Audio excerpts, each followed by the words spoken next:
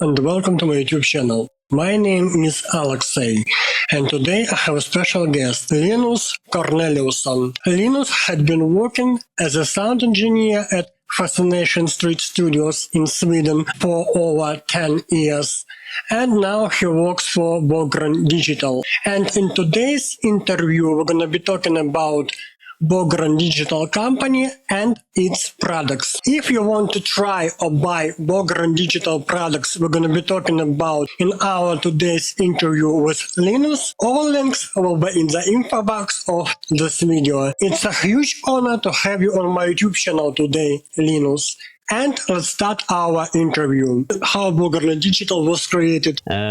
So as you know, Jens has been running this studio for a long time.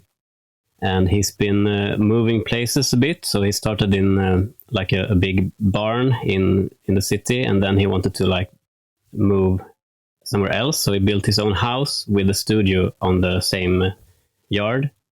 But then he needed to expand even more. So he wanted to build something new. And in that process, he and his family had to sell the house.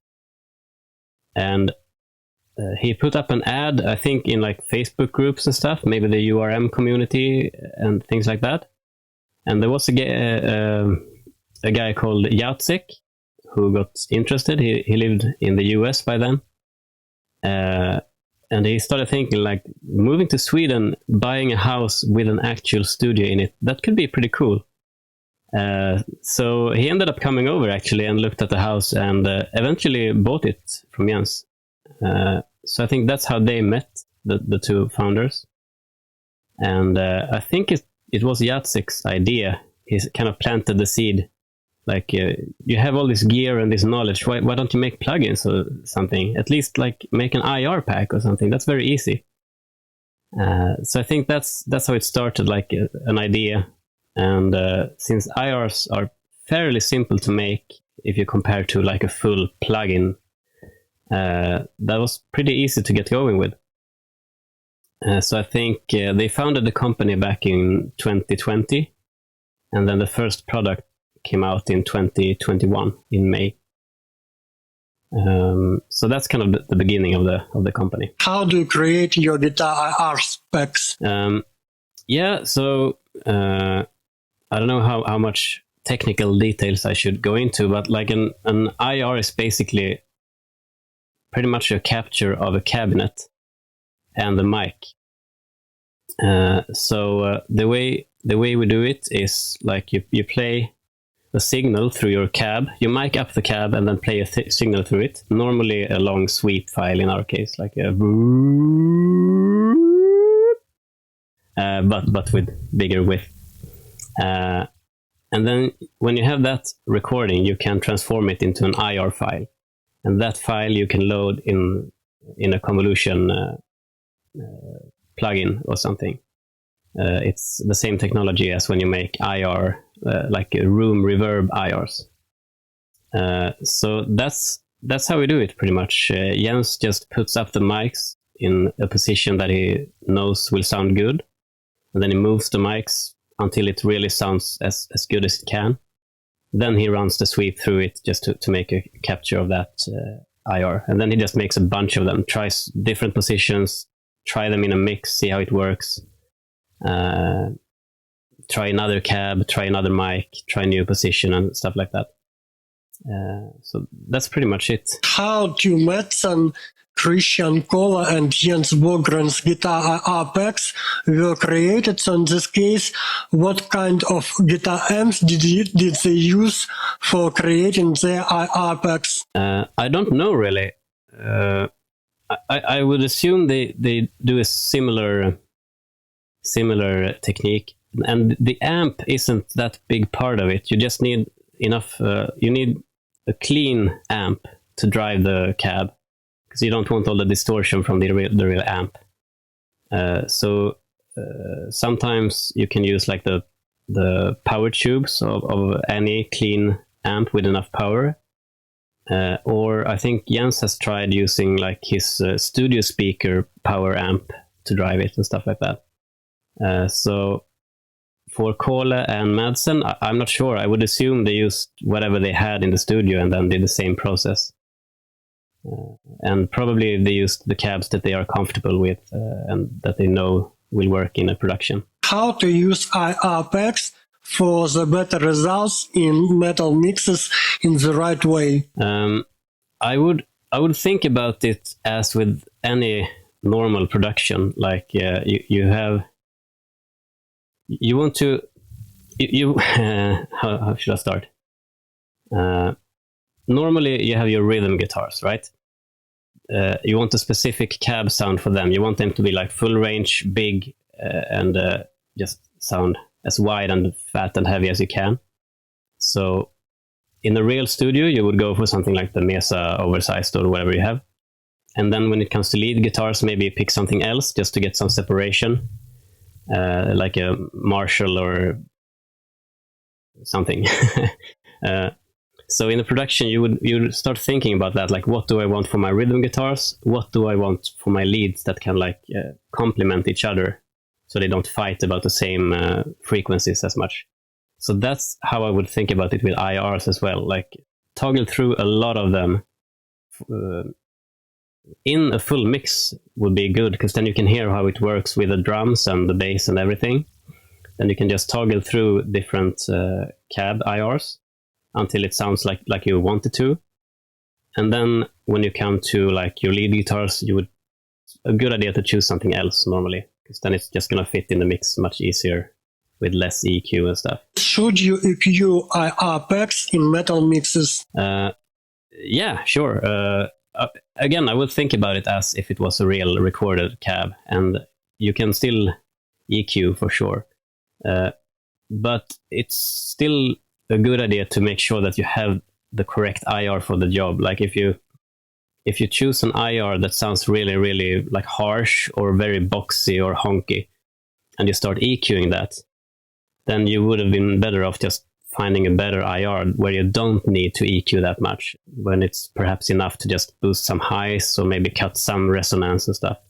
Then you're probably gonna get a better result that's not like over processed. And something I do when I try to replace a real recording with IRs instead, I do suggest our IRDX plugin that we have, because that's gonna like give it a little bit of more movement that you can miss in a full mix at least. So that's probably. Apart from that, I would just do what I do with real cabs as well, I think. How do you create your guitar Ampknobs? That's a bigger procedure, because that's a full plugin with licensing and everything that's in it. For the Ampknobs series specifically, the idea is to keep it like as simple as possible. So for them, like the actual guitar sound of it is pretty much similar to what you would do with Kemper, or do you know about Neural Amp Modeler and stuff like that, or Tonex? It's not the exact same thing, but it's like the similar idea that Jens would set up a sound in the studio that really works, and then we try to just record data for that sound, and then during the development we just make sure that the plugin sounds as close to that as possible. And then we do whatever else is needed for a plugin. We have the cab section with IRs, and there's also the IRDX technology is in there. And yeah, but the main idea is Jens finds a good sound, and that's what we try to aim for. And just have the gain knob to control how much distortion you want. How MLC Sub Zero guitar plugin was created? That one is a bit different, because that's like the full one with a lot of knobs and everything, and the big cab section and stuff. So for the first one, S0100, that's more traditional, like emulating every part of the amp more. So for the amp part, it's more traditional. In the newer one, S093, in that one we used a bit more advanced technology, and and stuff, but the idea is similar. And for the cab section, that's just, instead of recording one IR in one position, it's more like we set the cab up and we move the mic for every position, like on the side and in the depth, and record like thousands of positions, I think. And then with a new mic, do the same thing, record thousands of positions, and then put it into a nice, so you can just move it digitally in the plugin later. And then we add some effects, whatever we need, some pedals in that one, and delay and reverb, and that's pretty much it. Nothing super super weird in there. What is better to use in nowadays? Guitar plugins like MLC Sub Zero or Ampknobs for metal guitars production in modern metal mixes? Very much up to taste and workflow. Like if you really want control of everything, then of course you get more options with the full ones with a lot of knobs. But having more options also mean that there's a lot more you can mess up. So for me personally, I usually start with one of those where I can tweak things, and then I think I got the perfect sound. Then I swap it out for an amp knob just to see how it works, and then the amp knob normally just sounds better, and then I just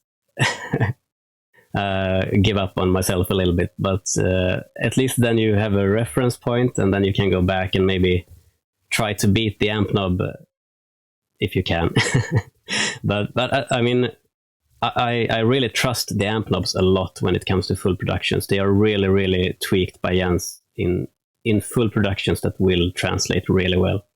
So I think it's easy to think that they are too easy. It's not going to be working in a real production, but they really work really well, I would say. What is IRDX Core and why people should buy it? Oh yeah, that's the one I mentioned a little bit earlier. So that's one thing that we have felt, both me and Jens, when working with digital amps in mixes before, is that yes, it sounds very close to real amps, but when you try mixing it, like you have a big drum kit in there, you have the bass guitar with a lot of high end as well, you have like vocals that are supposed to cut through that stuff.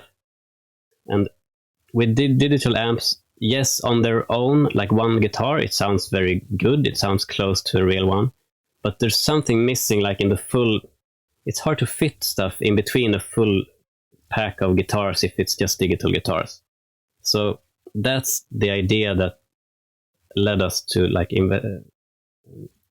try some things out, see if we could like make the digital amp with with an IR with a digital IR, make that like last 2 missing percents or something, like 2-3% of movement, make that come back somehow. So the IRDX is like a machine learning technology that tries to like learn the difference between flat IR and real cab, and try to mimic that as best as it can. And for me, it really helps. It's not like a huge like big sound difference, but if you are in a full mix, which is where I come from, then it makes a big difference with how the full mix feels, like the movement, and you can suddenly feel the kick move a bit more because there's now more movement in the guitars, and everything just is easier to work with, even if it's not a big obvious sound improvement or something just on its own. But I definitely recommend to try it out as a free trial, so nothing to lose. How your Trivium guitar AmpKnob series was created? The Trivium AmpKnob, it's made in a similar way, technically. Like Jens puts up the guitar where it sounds the best, and then we work from that. With the Trivium thing, I think it started with Jens mixed a band called Ibaraki, which is with Matt Heafy from Trivium. Highly recommend that band. Check it out. It's one of my favorite albums, actually, produced together with Isha. So I think during that process, they started talking a bit about making making some plugins.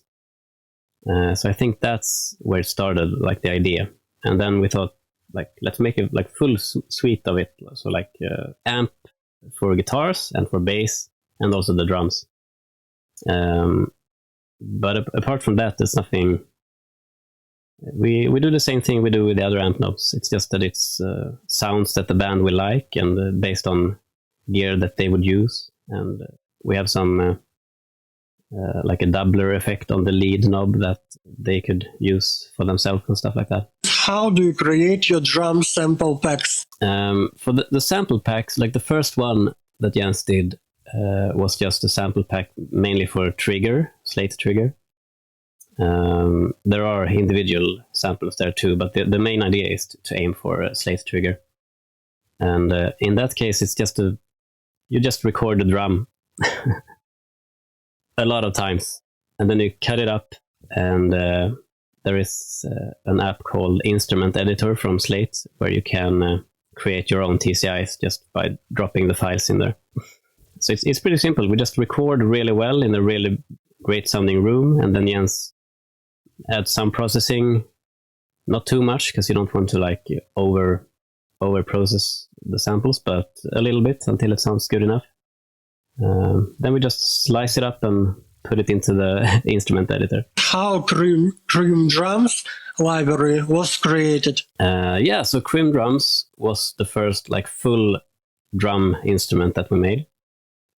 So instead of just recording like individual snares, individual kicks, and toms, this time we also recorded like the full with cymbals and hi-hats and everything. But technically it's the same. We just asked Krimh to hit the hi-hat 1 million times and then raise the pedal a little bit and hit 1 million times more, and then just hope that it doesn't faint. And that one is made in Contact, so there's some development and scripting needed for that to connect like the UI elements with the sliders and everything, and with the sounds. But that's pretty much it, I think. How Eloy Drum library was created, and this time you created like 2 drum kits in one drum library. So what is the difference between them? The difference between, like, first of all, Krimh was made in Studio Gröndal in Stockholm, which is where David Castillo normally works. But for Eloy and for Trivium as well, then Jens was ready with his new studio in Örebro. So those are recorded in his new room. So if you go to like the Fascination Street Studios website, you can see pictures of like a pretty huge room with a lot of height, and it's just really, really nice sounding. So that's like probably the biggest difference from Krimh to the other ones, that they are made in another room. And for Eloy specifically, since we wanted to capture like his Sepultura era and the new like Slipknot era, we made it into 2 kits, to fit his old style with a bit more Brazilian setup, I would say, with the new more like big full metal setup that he has nowadays. So I thought the idea was just that it's easier to make it into 2 separate drum kits, because that's how he plays. I'm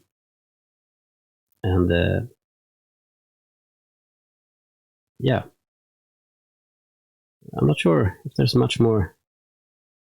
Yeah, that's pretty much it. We flew Eloy over here for some days to just record everything, and then we just spliced it up and mixed it and put it together in Contact. And my final question is, can your drum libraries be used in mixes of famous metal bands? Yeah, absolutely. I would say like most of the mixes that we get sent, or the files that we get sent here, are recorded with actual drums. But if we get MIDI drums, we would definitely use one of our own ones, because it's so much easier to mix with those cymbals, in my opinion. I'm a bit biased, but I do find it really, really hard to mix cymbals in MIDI drums normally. I think that's easier with all of our kits. And even if you have like real drums recorded, it's also, you can always enhance it a bit. Like instead of over EQing your toms, like if your recorded toms don't sound as fat or present enough, instead of boosting a lot of high end and then you might get a lot of bleed and shit and it just falls apart, you can just add a little bit of the toms from Eloy or something underneath it as just a sample enhancement. So for that part, I would also definitely, they can definitely be used in real professional high-end products. Thank you so much, Linus, for such a wonderful interview and such a knowledgeable and very informative interview. And thanks to Bogren Digital for creating such a wonderful plugins, Apex and drum libraries. I'm using all of your products in my Nail the Mix mixes, and my Nail the Mix mixes are becoming better thanks to using your products. And I guess not only me, but professional metal musicians from professional metal bands should use Bogren Digital stuff to become better about their sound. I agree. I think so. Thank you very much.